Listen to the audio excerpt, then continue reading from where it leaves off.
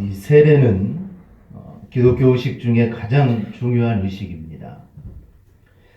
다른 사람이 여러분을 기독교인인지 아닌지 판단할 때 무엇을 기준으로 삼을까요?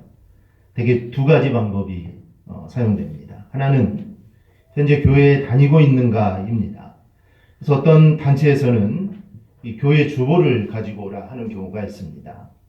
또 하나는 이게 이제 좀 더 많이 쓰이는 방법인데 세례를 받았는가를 봅니다. 이 세례 증명서를 가지고 오라고 해서 이 사람이 세례 받은 것이 확인되면 이 사람은 기독교인이다 이렇게 판단을 합니다. 이 사람이 정말 기독교인인가를 볼 수 있는 외적인 증거가 바로 이 세례입니다. 기독교인이다 또는 신앙을 가졌다 이것은 내면적인 것인데 그것을 외면적으로 드러내줄 수 있는 것이 바로 이 세례라는 것입니다. 그런 면에서 세례는 기독교나 기독교 의식에서 아주 중요한 위치를 차지하고 있습니다. 그런데 또 세례만큼 오해받는 것도 없습니다. 가장 큰 오해는 세례를 받지 못하면 구원을 받지 못한다라는 겁니다. 그래서 우리가 전쟁 영화를 보면은 가끔 이 군종 신부가 죽어가는 군인에게 급하게 세례를 베푸는 것을 봅니다. 문답도 하지 않고 그냥 일방적으로 세례를 주는 겁니다. 어떤 경우는 군인이 의식조차도 없는데 그냥 무조건 군종은 가서 신부는 세례를 줍니다. 그렇게 하는 이유는 이 세례를 구원의 조건으로 보기 때문입니다. 또 하나는 세례받지 못한 이방인을 짐승 취급하는 경우들도 우리가 봅니다. 그런데 이런 이야기들은 단순히 영화에서만 나오는 게 아닙니다. 세례를 구원을 위한 조건으로 보는 견해가 있기 때문에 그런 일들이 일어나고 그래서 영화에서도 그런 모습이 나옵니다. 또 하나 반면에 이 세례를 너무 가볍게 생각하는 경우도 있습니다. 즉 세례는 하나의 상징이라는 겁니다. 내가 하나님을 믿는 사람이 되었다는 것을 이건 겉으로 드러내는 일뿐이다 라는 겁니다. 그보다 중요한 것은 내 내면의 믿음이지 세례라는 형식은 중요하지 않다 이렇게 말을 합니다. 이것은 일면 맞는 말이기도 합니다.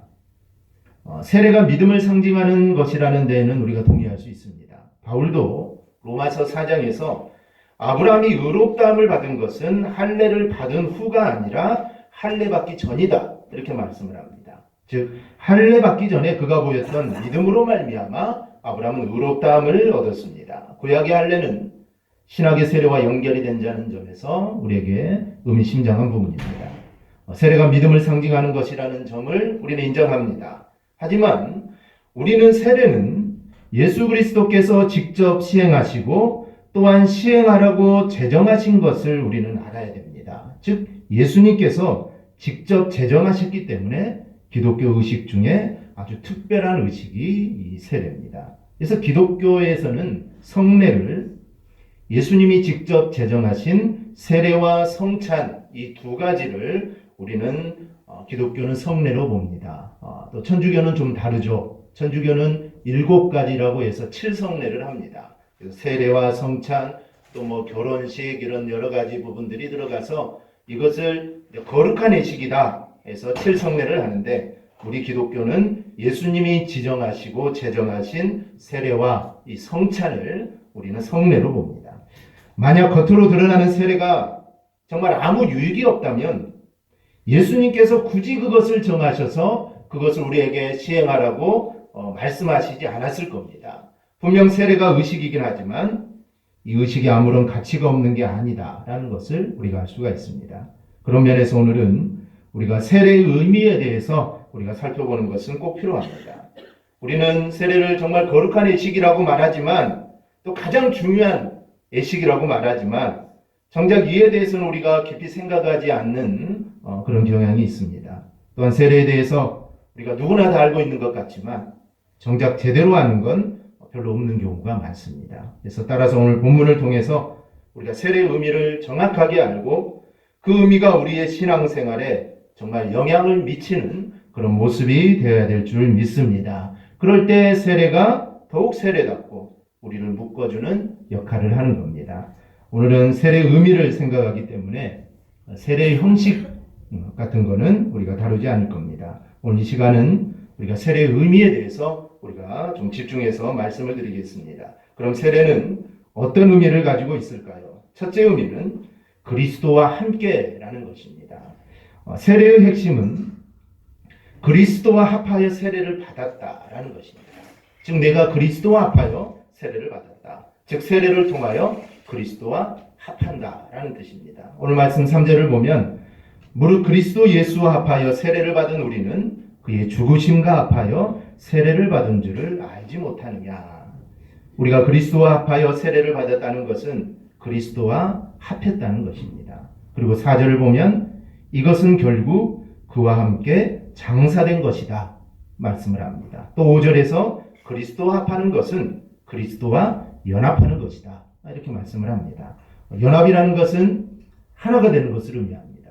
즉 서로 다른 것이지만 합쳐져서 하나가 되는 겁니다. 즉 그러므로 우리는 세례를 통하여 예수 그리스도와 하나가 된다라는 의미가 있습니다. 이럴 때 이렇게 세례의 의미는 그리스도와 연합이라는 그런 측면이 있습니다. 성경에서 말씀하는 진리는 놀랍습니다. 예수 그리스도께서 지신 십자가가 우리에게 구원의 효과를 갖는 이유가 무엇일까요? 아무리 예수님께서 나를 위하여 십자가에서 돌아가셨지만 그것은 어디까지나 예수님의 일이지 내 일은 아닙니다. 또 2000년 전에 예수님이 돌아가셨기 때문에 그 일은 예수님이 하신 것이지 내가 한 것이 아닙니다. 그런데 성경은 이것이 바로 우리에게 적용되도록 만들어줍니다. 그렇게 되는 것은 우리가 그리스도와 연합할 때만이 이거는 가능합니다. 그리스도와 연합하지 않으면 예수 그리스도의 십자가는 나에게 아무런 의미가 없습니다. 나의 죄값을 치르신 예수님께 연합하여 우리는 함께 십자가에 달린 겁니다. 또 예수님 연합을 통하여 그리스도의 십자가의 대속이 나의 죄를 구속하는 일이 되는 겁니다. 그래서 연합이 되어야만 예수 그리스도의 십자가의 사건이 나에게 의미를 가져다 줍니다. 그래서 합한다, 연합한다 이 말의 중심에는 십자가가 있습니다. 예수님의 생애가 다 중요합니다. 중요하지 않는 부분이 없습니다. 이 가나안 혼인잔치에서 예수님이 물을 포도주로 바꾸게 하신 것, 이 자리는 첫 기적을 이루신 정말 의미 있는 자리입니다. 또 마르다와 마리아의 형제인 나사로를 살리신 사건은 이 사건을 통하여 죽었던 자를 살리심을 통하여 부활을 알려주심 아주 중요한 자리입니다. 물고기 2마리와 보리떡 5개로 5,000명을 먹이신 자리는 예수님을 통하 이루어지는 놀라운 일을 우리가 깨달을 수 있는 아주 적절한 자리입니다. 이것뿐만 아니라 요한의 표현대로 예수님이 하신 그 놀랍고 중요한 일들을 다 기록하려면 아마 종이가 부족할 것입니다. 우리 찬송가에도 나와 있죠. 바다를 먹물 삼고 하늘을 두루마리 삼아도 그 하나님의 놀라운 일은 도저히 기록할 수가 없습니다. 그래서 성경에 나와 있지 않는 그 예수님의 일들, 놀라운 일들은 정말 엄청나게 많습니다. 그런데 이런 예수님의 삶 중에서 우리가 어떤 부분과 연합하느냐 하는 것입니다. 여러분들은 어떤 부분과 연합하고 싶습니까? 가나안의 혼인잔치입니까? 아니면 이 오병이어의 그 현장입니까? 그런데 바울은 세례를 그리스도와 예수와 연합하라고 말씀을 하면서 앞서 이야기한 이런 놀라운 일들과는 연결시키지 않습니다. 바울이 세례와 연결시키는 내용은 바로 십자가에 달리신 예수입니다. 즉 예수와 세례를 연결합니다. 그래서 그의 죽으심과 합하여 세례를 받는 것이라 하고 그의 죽으심과 합하여 연합하는 것이다 라고 말씀을 합니다. 뿐만 아닙니다. 주님의 죽으심, 곧 주님의 십자가와 함께 연합하였다는 것은 필연적으로 그의 살아나심과 함께 연합했다라는 것을 의미합니다. 십자가와 부활은 따로 떨어져 있는 것이 절대 아닙니다. 만약에 부활이 없는 십자가는 절망뿐입니다. 부활이 없는데 십자가는 이거는 아무런 의미가 없습니다. 우리에게 절망밖에 주지 않습니다. 반대로 십자가가 없는 부활은 이것은 환상일 뿐입니다. 십자가의 고통도 없는데 어떻게 죽음이 없는데 부활이 있을 수 있겠습니까? 그래서 이거는 환상일 뿐입니다. 즉 십자가와 부활이 하나가 될 때 죄인을 구원하시는 하나님의 놀라운 역사가 이루어짐을 믿습니다. 우리가 그리스도와 합하였다는 것 역시 마찬가지입니다. 그리스도의 십자가와 연합했을 뿐 아니라 우리는 그의 부활과도 우리는 연합하는 겁니다. 그래서 4절 말씀과 같이 그의 죽으심과 연합하여 세례를 받았기 때문에 그와 함께 장사되었다가 함께 살아나는 것이다. 이렇게 말씀을 합니다. 그럼 이렇게 함으로써 어떤 일이 일어납니까? 그리스도의 십자가와 부활이 나에게 적용이 되는 것입니다. 그러면 7절 말씀과 같이 우리는 죄에서 벗어나 의롭다함을 얻는 자가 되는 겁니다. 그리고 사망이 더 이상 우리를 주장하지 못하게 됩니다. 인간은 죄인이기 때문에 이 사망에 이를 수밖에 없습니다. 그런데 이 죄와 사망의 문제를 해결하시고 생명, 곧 의를 우리에게 주셨습니다. 이 일은 우리가 그리스도와 함께 십자가에 그리고 부활에 참여할 때만 이 모든 것이 가능합니다. 세례가 이루어지는 과정을 본다면 물을 머리에 뿌리는 하나의 형식에 지나지 않지만 그 의미를 보면 너무도 중요하다는 것을 우리가 알게 됩니다. 따라서 우리는 세례를 가볍게 여길 수 없는 것입니다. 세례 그 자체가 죄를 사해 주는 것은 아닙니다. 이 세례가 구원의 조건도 아닙니다. 그러나 세례가 의미하고 있는 것이 바로 구원이기 때문에 우리는 세례를 중요하게 여기고 또 우리는 정말 의미 있게 이것을 행해야 합니다. 다시 말해서 정말 예수 그리스도의 십자가에 우리는 동참하는 자가 되어야 합니다. 그리고 예수 그리스도의 부활에 동참하는 자가 되어야 합니다. 그래서 세례를 통하여 하나님이 주시는 의를 받는 저와 여러분이 꼭 되기를 주님의 이름으로 축원합니다. 세례의 두 번째 의미는 삶의 방향성에 있습니다. 이에 대한 대표적인 구절이 11절입니다. 우리 11절 우리 함께 봅니다.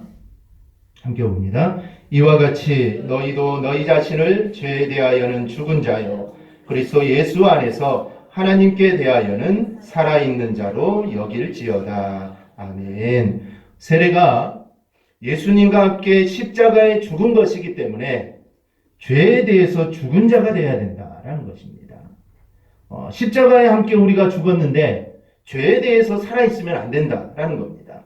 또한 세례가 예수님과 함께 부활한 것이기 때문에 예수님처럼 하나님을 지향하며 살아가는 자가 되어야 된다라는 말씀입니다. 그렇기 때문에 우리의 삶이 이런 모습이 나타나지 않으면 우리는 세례를 욕되게 하는 것입니다.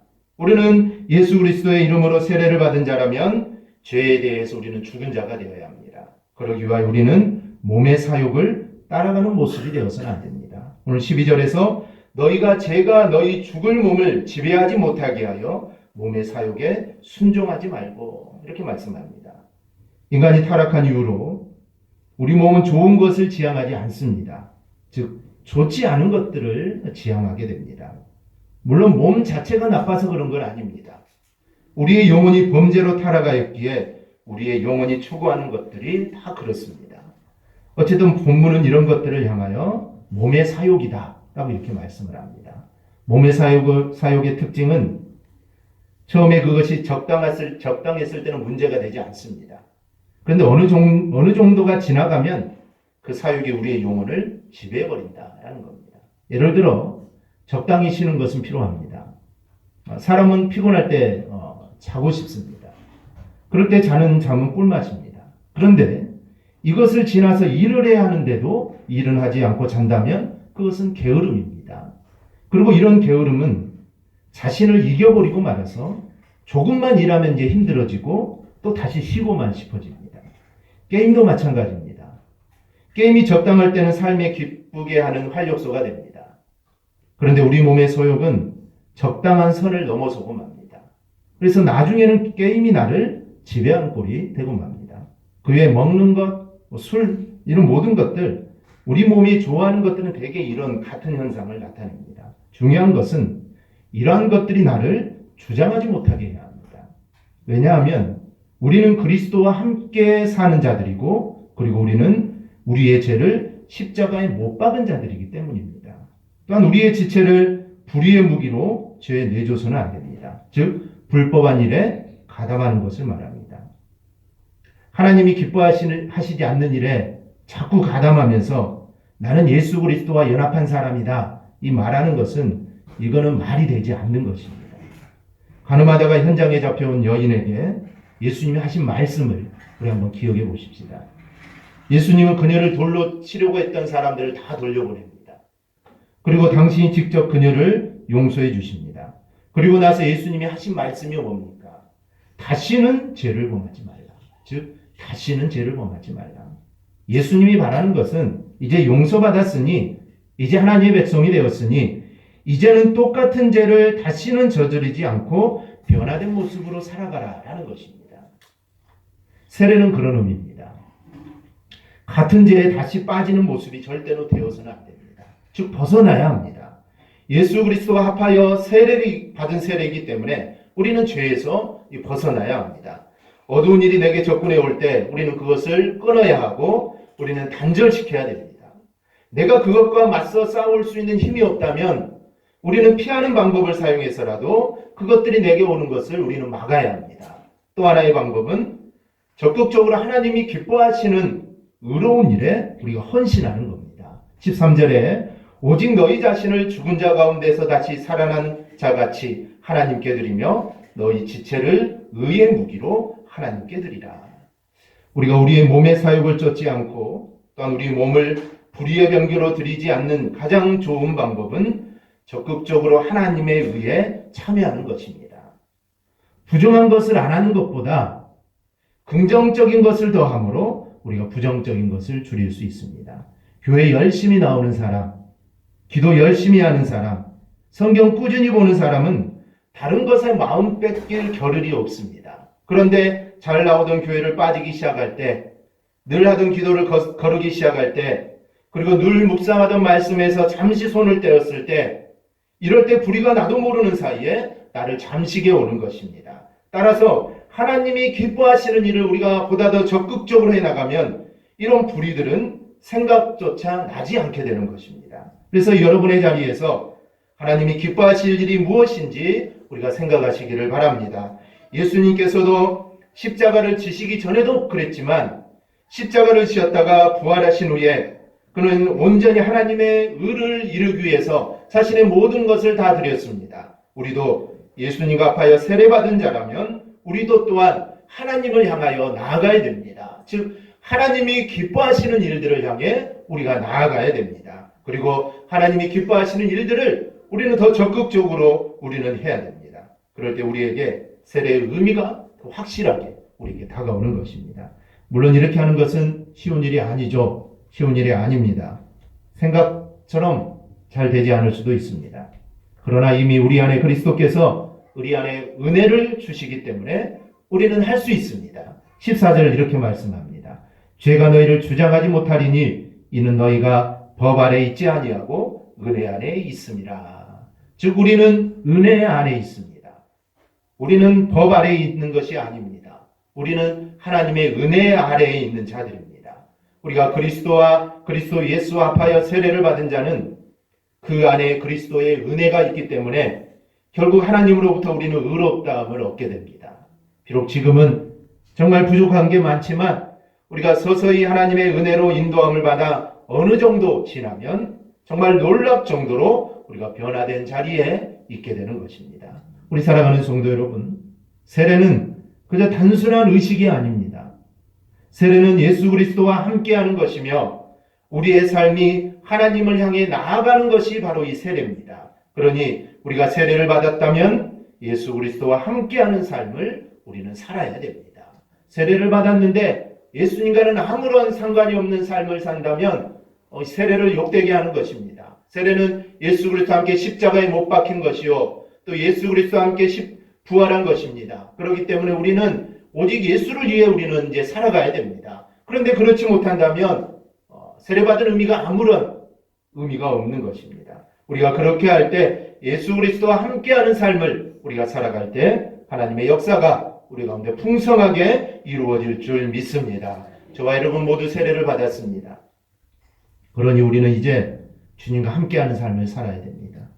이것은 세례받은 자가 마땅히 해야 될 일입니다. 그냥 한번 지나가는 일로 내가 교회에 이제 믿게 되었으니 학습받고 이제 1년 또 됐으니 내가 세례받고 이런 것이 아니라 이 세례의 진정한 의미를 우리는 깨닫고 늘 주님과 함께하는 삶들을 우리는 살아드려야 됩니다. 이건 마땅히 세례받은 자가 마땅히 해야 될 일입니다. 우리가 이를 꼭 기억하고 늘 주님의 은혜에 감사하며 주님과 함께하는 삶을 살아가기를 주님의 이름으로 축원합니다. 아멘. 기도하겠습니다.